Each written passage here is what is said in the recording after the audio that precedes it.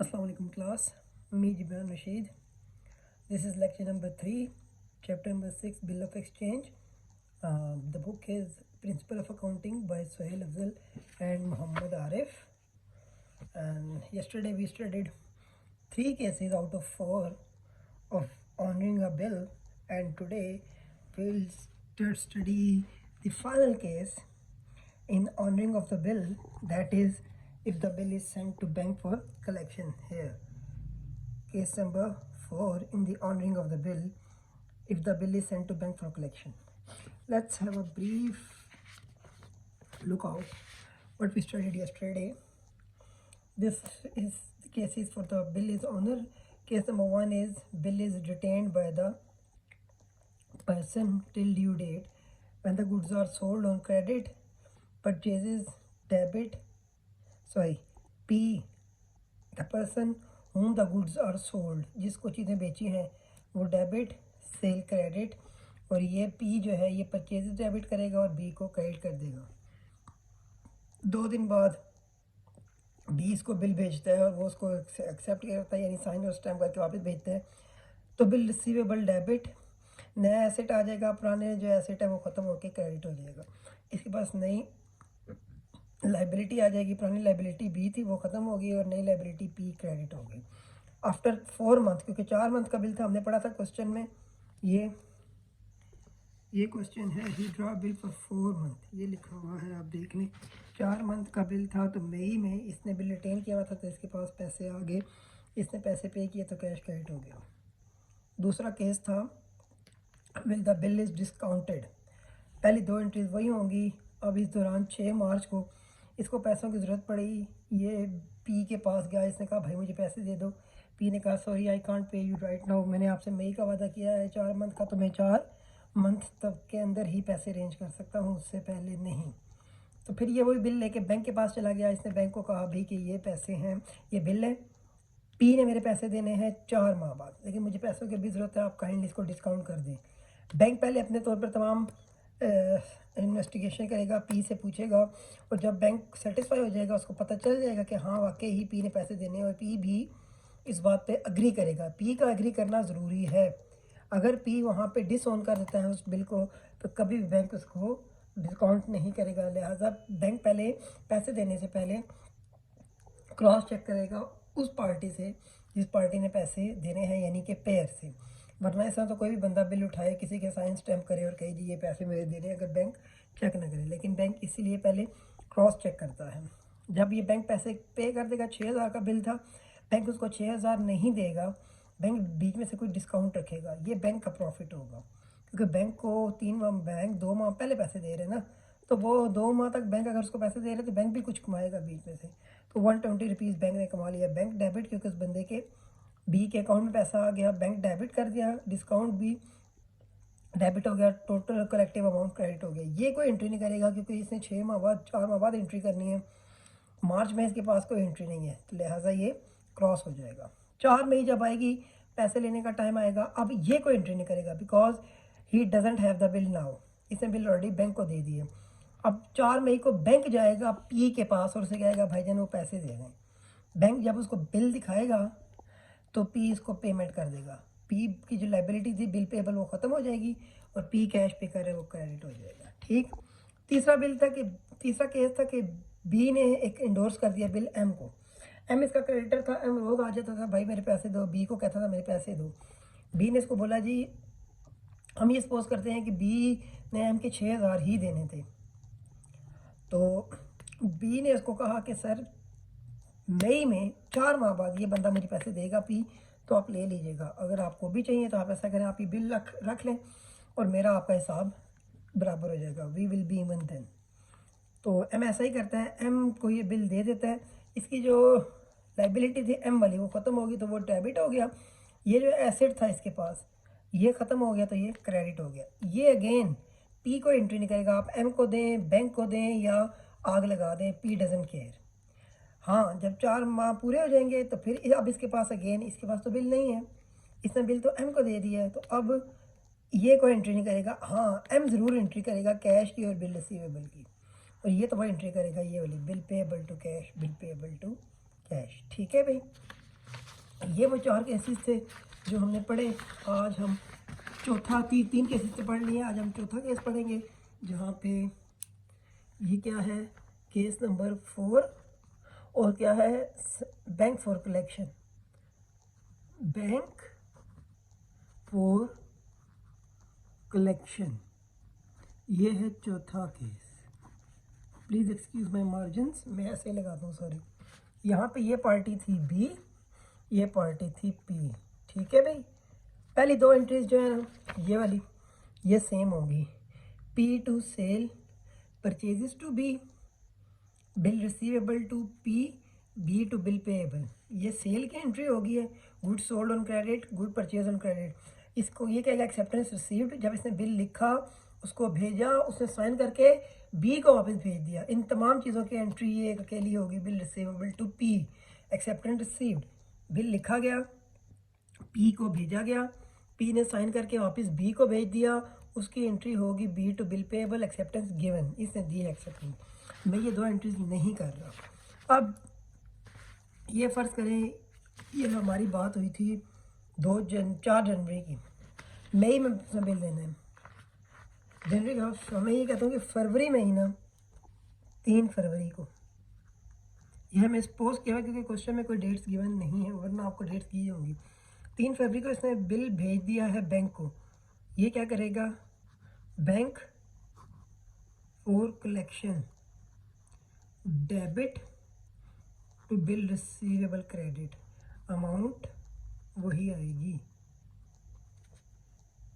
यहाँ पे क्या एंट्री करेगी, यहाँ पे नरेशन करेंगे, bill is sent to bank for collection, ये एंट्री करेगा। ये क्या एंट्री करेगा, ये कोई एंट्री नहीं करेगा। अगेन इसको कोई फर्क नहीं पड़ता, बैंक को दें, डिस्काउंट करवाएं, ये अपने किसी क्रेडिटर को दें। इसने 4 माह का बाद का वादा किया तो ये तब ही एंट्री करेगा। अब जब 4 माह पूरे हो जाएंगे, 4 मई को जनवरी का बिल था, फरवरी मार्च अप्रैल मई, फरवरी मार्च अप्रैल मई, तो मई में इसने क्या किया है, इसके पास अब पैसा आएगा तो ये बैंक का इसके अकाउंट में पैसा डालेगा, bank debit, bank charges credit और बैंक फॉर कलेक्शन क्रेडिट। और यहाँ पे नरेशंस आ जाएगी, इसकी नरेशन आएंगी कि cash received, bill cleared, amount received, ठीक है भाई। अच्छा अभी इधर देख लें, 6000 का बिल था ना टोटल, मैं कहता हूँ 5800 ये सपोज किया है मैंने। अगर चार्जेस होंगे तो बताएगा कि बैंक ने इतने चार्जेस काटे। अक्सर ऐसा होता है बैंक कोई चार्जेस नहीं काटता, उसकी वजह ये होती है कि आप बैंक के एक बड़े कस्टमर हैं भाई, तो बैंक आप ये छोटी मोटी चार्जेस से आप खुद को गंदा नहीं करेगा। आपने बहुत पैसा इन्वेस्ट किया हुआ है बैंक में, आपने पैसा डिपॉजिट बहुत ज़्यादा किया हुआ है, या बैंक आपको सर्विसेज दे रहे हैं तो बैंक ने फ्री ऑफ कॉस्ट कर दिया। लेकिन अक्सर होता है बैंक चार्ज भी करता है, लेकिन अगर चार्जेस हुए तो क्वेश्चन में मेंशन होंगे, इसमें कोई चार्जेस मेंशन नहीं है। लेकिन मैं आपको क्योंकि मैंने आपको एंट्री बतानी है तो इसलिए मैं सपोज कर रहा हूँ कि चार्जेस हैं, वरना ये वाली लाइन नहीं आएगी, सीधा 6000 इधर 6000 इधर यहाँ पे। लेकिन अभी मैंने चार्जेस लिखे हैं तो 200 इधर, 500 इधर और इधर टोटल 6000। ये क्या एंट्री करेगा, ये वो एंट्री करेगा, बिल पेएबल 6000 टू कैश 6000। और यहाँ पे ये क्या होगा, बिल पेड ऑन मेच्योरिटी, ये एंट्री कर देगा, ठीक है भाई। ये चारों केसेस जो हैं वो ऑनर के यहाँ पे ख़त्म हो गए हैं। पहले हमने ये पढ़े, फिर हमने ये पढ़े, क्लियर। अब ये देख लें कि इसके साथ आपके ये बेसिकली पहले 6 क्वेश्चंस जो है ना वो मुकम्मल हो गए हैं। मैं आपको बता देता हूँ एक बार, देखें। अफान सेल गुड्स टू अजान 10,000 रुपीज़ ऑन 1 अप्रैल, ठीक है।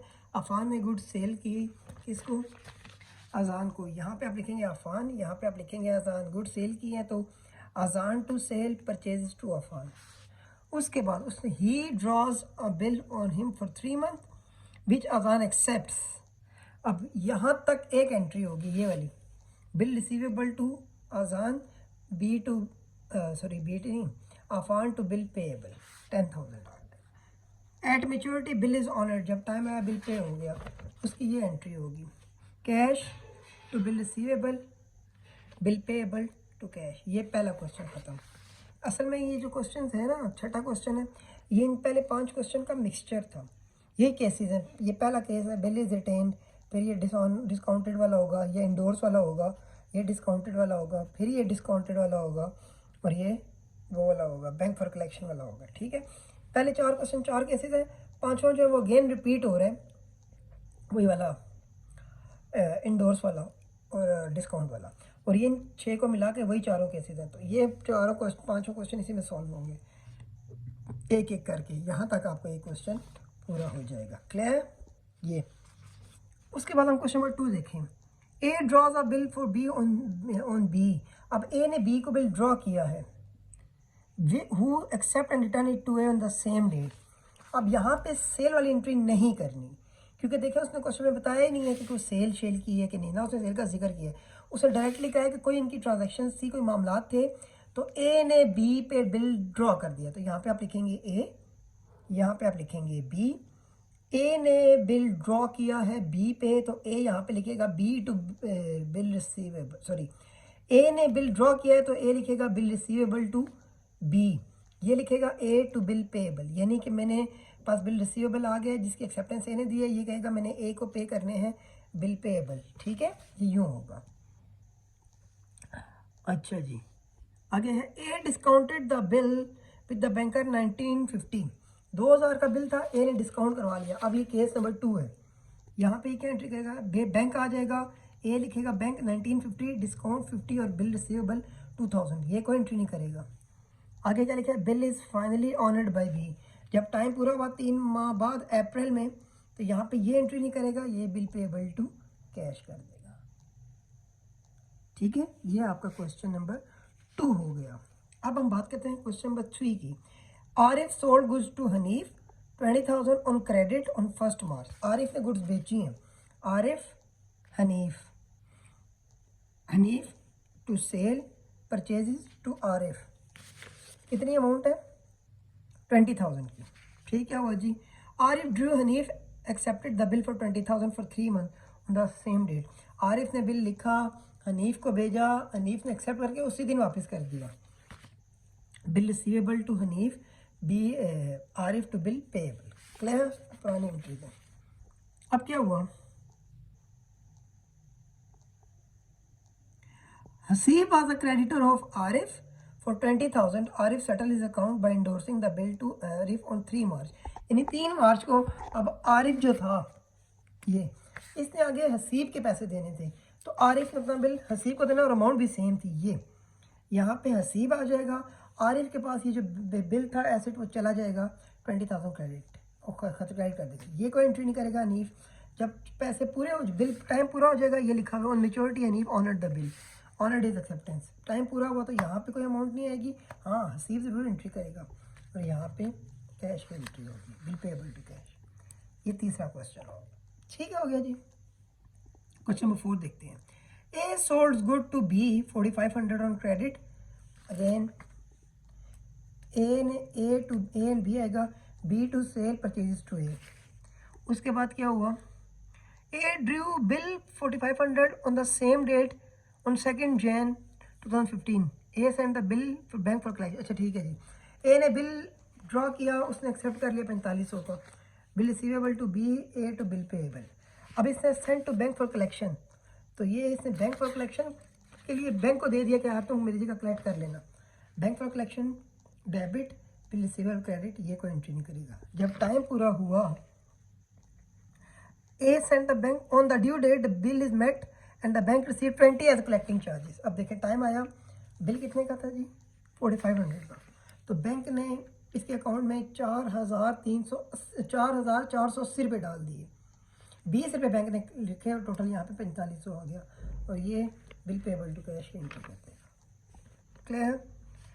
पांचवा देखें, ए ओज बी। ए ओज, what is the meaning of ओज? ओज का मीनिंग होता है आई ओ यू। आई ओ यू का मतलब है मैं तुम्हारा कर्जदार हूँ। आई ओ यू का मतलब मैंने तुम्हारा कर्ज देना है। आई ओ यू का मतलब है मैंने तुम्हारे पैसे देने हैं। ठीक है, तो ए ओज बी का क्या मतलब हुआ? ए ओज बी, इसका मतलब ए ने बी के पैसे देने हैं।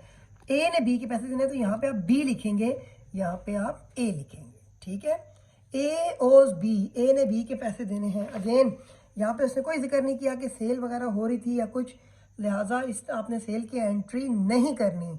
सेल की एंट्री तब होगी जैसे वो यूँ बोलेगा ये सेल हुई है, यहाँ पे कोई नहीं हुई, ये सेल हुई है, ये सेल हुई है, यहाँ पे नहीं हुई, तो जहाँ पे नहीं हुई वहाँ पे आप ये पहली वाली एंट्री नहीं करेंगे। ठीक है, सेल वाली। अब वो कह रहा है कि ए ने बी के पैसे देने थे 3000, ही गिव्स हिम 2 एक्सेप्टेंस। अब उसने 2 बिल इसको भेजे हैं। यहाँ पे आप लिखेंगे ए बी, या सॉरी यहाँ पे लिखे आप ए, सॉरी मुझे भी पढ़ने दें, ए ओज बी, ए ने बी के पैसे देने और साथ ही एक्सेप्टेंस है।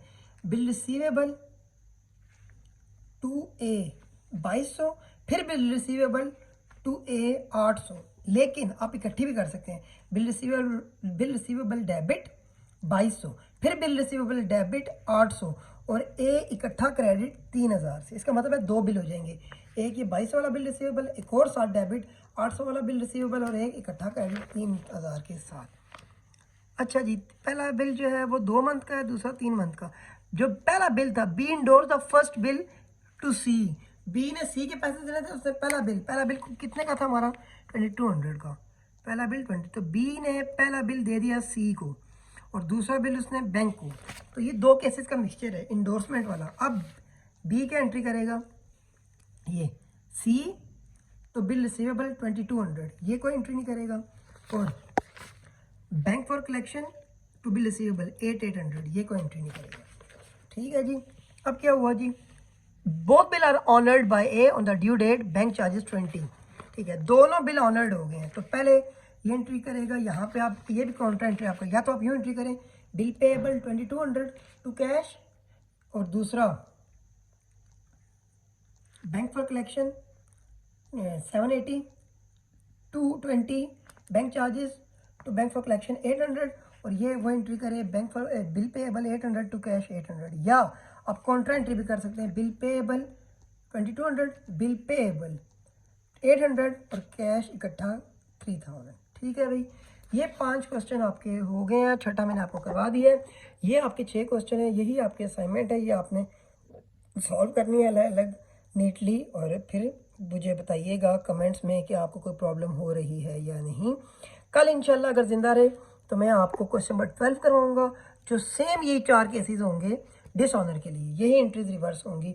और ये जो 7, 8, 9, 10, 11 है ना, ये इसी तरह इन पहले 5 क्वेश्चन की तरह इन्हीं 5 क्वेश्चन का रिवर्स है। क्लियर? उम्मीद करता हूँ आपको समझ आया होगा। कोई भी प्रॉब्लम हो, feel free to ask, you can ask me in comment section, and if you find anything ambiguous, anything difficult, please do ask me. Don't hesitate. Take care of yourself and bless you all. Allah Hafiz.